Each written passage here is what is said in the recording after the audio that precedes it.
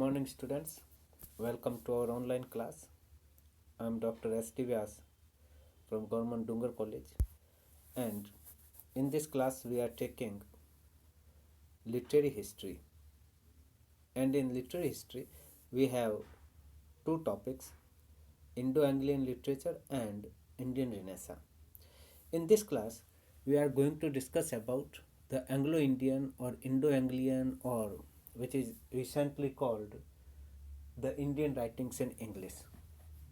Actually, it is the poems, stories, dramas written about India by English people, and nowadays the Indians who are using English as their language of expression.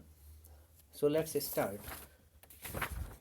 First of all, have a quick look at the history of English in India. We all know that in 1498 Vasco da Gama reached Calicut, and in England East India Company was established in the year 1600, and this company ruled over India from 1757 to 1858. Later, after the first revolution of 1857, India was ruled by British Raj, established by Government of India Act 1858. So that is the political history. And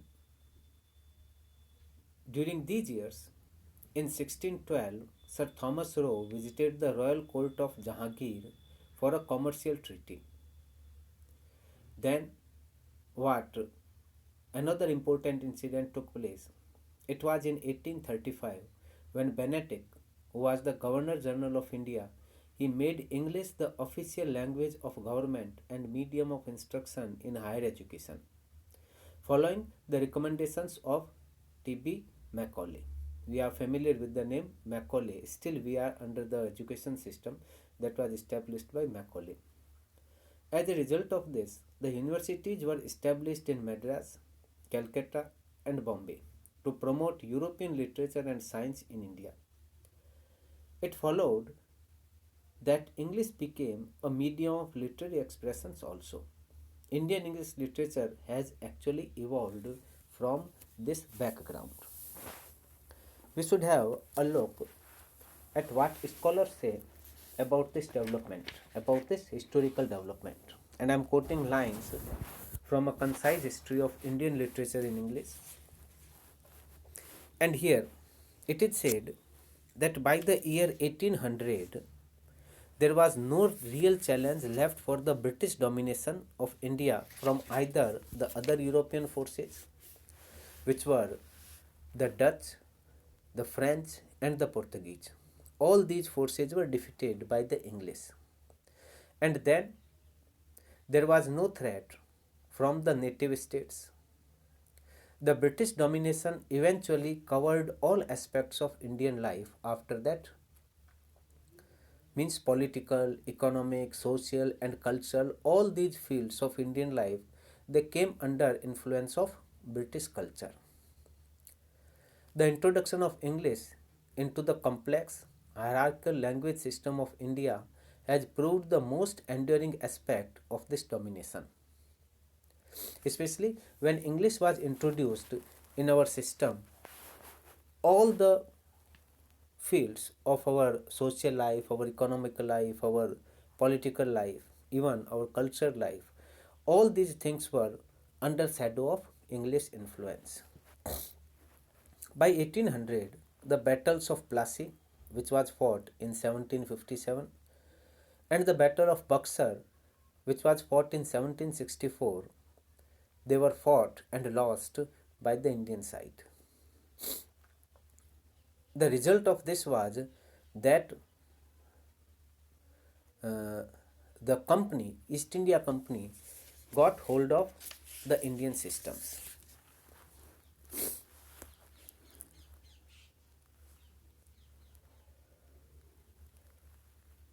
For 25 years before the founding of Hindu College in 1817, and for nearly 20 years after it, the nature and purpose of colonial education and the company's role in it had been furiously debated in London and Calcutta by Britishers and Indians.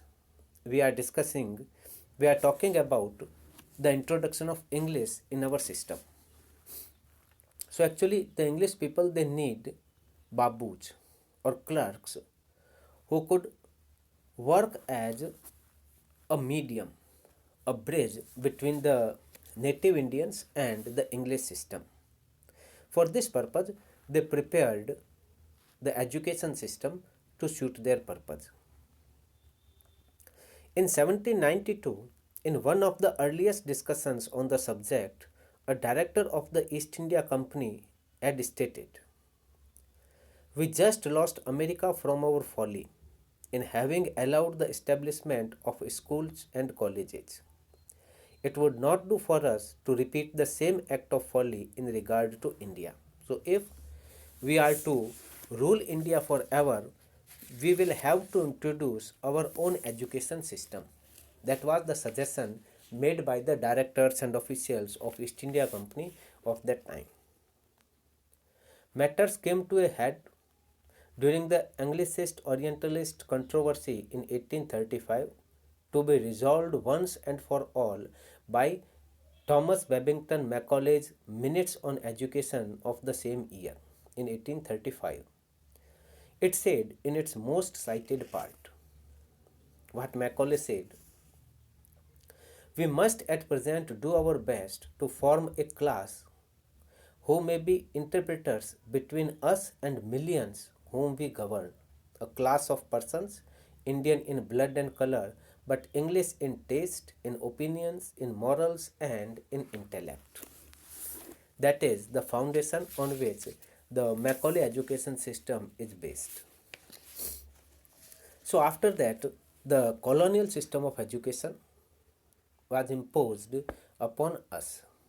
Our native system of education was destroyed, and English became the language of instructions, the medium of instructions in higher education and gradually even to the primary education. But there is a bright side of the introduction of English in our education system also. What the scholar says: "A second and no less profound consequence of colonial education was the transformation it brought about in the literature of the Indian languages. After the introduction of English, there was effect even on the literary expressions in Indian languages. To begin with, it introduced Indians to the potentialities of prose, a medium relatively unknown to them, writing about the spread of journalism in 1840s. There were many papers and magazines published in India after the introduction of English." Then further he says, "The exposure to English, the colonialism necessitated led some Indian writers to discover prose and the realistic novel, or blank verse and the sonnet, whose grafts they inserted in their tropical languages and where they have since flourished. Other writers with the similar social background and with the same Macaulay education reversed the procedure, as it were, and sought to tie and wax themselves to an English system.